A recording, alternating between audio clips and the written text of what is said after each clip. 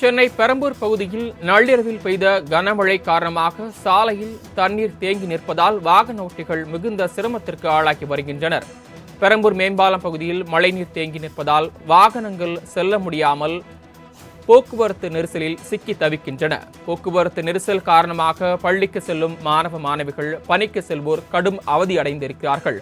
அண்மை செய்தியாக பார்த்துக் கொண்டிருக்கிறோம். நேற்று இரவு சென்னையின் பல்வேறு பகுதிகளில் கனமழை கொட்டி தீர்த்தது. இதன் காரணமாக சென்னை பெரம்பூரில் மழைநீர் தேங்கி நிற்பதால் போக்குவரத்து நெரிசல் ஏற்பட்டிருக்கிறது. கூடுதல் விவரங்களை வழங்குவதற்காக செய்தியாளர் நந்தினி இணைப்பில் காத்திருக்கிறார். நந்தினி, மழைநீரை வெளியேற்ற என்ன நடவடிக்கை ஏற்பட்டிருக்கிறது? இதனால் அந்த பகுதியில் ஏற்படக்கூடிய பாதிப்புகள் என்ன? விரிவான விவரங்களை பதிவு பண்ணலாம். வணக்கம்.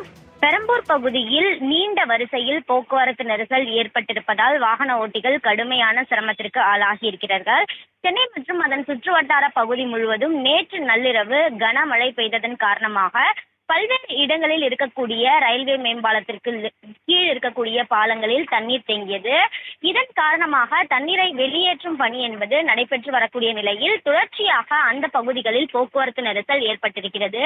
குறிப்பாக பெரம்பூர் மட்டுமின்றி வியாசார்பாடி, அயனாவரம் உள்ளிட்ட அதன் சுற்றுவட்டார பகுதி முழுவதுமாக போக்குவரத்து நெரிசல் ஏற்பட்டிருப்பதால் வாகன ஓட்டிகள் கடுமையான சிரமத்திற்கு ஆளாகி இருக்கிறார்கள். குறிப்பாக பள்ளிக்கு செல்லக்கூடிய மாணவர்கள், பணிக்கு செல்வோர் கடுமையான சிரமத்திற்கு ஆளாகி இருக்கிறார்கள்.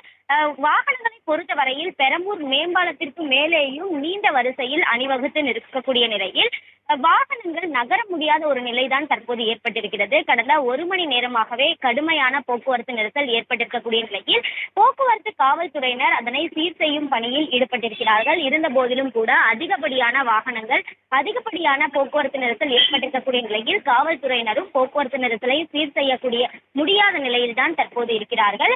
தொடர்ச்சியாக அந்த போக்குவரத்து நெரிசல் என்பது ஏற்பட்டிருக்கக்கூடிய நிலையில் வாகன ஓட்டிகள் மற்றும் பள்ளி கல்லூரி மாணவர்கள், பணிக்கு செல்வோர் கடுமையான சிரமத்திற்கு ஆளாகி இருக்கிறார்கள். விரைவில் போக்குவரத்து நெரிசலை சீர் செய்ய வேண்டும் என்பதே வாகன ஓட்டிகளின் கோரிக்கையாகவும் முன்வைக்கப்படுகிறது. தாங்கள் வழங்கிய தகவல்களுக்கு நன்றி நந்தினி.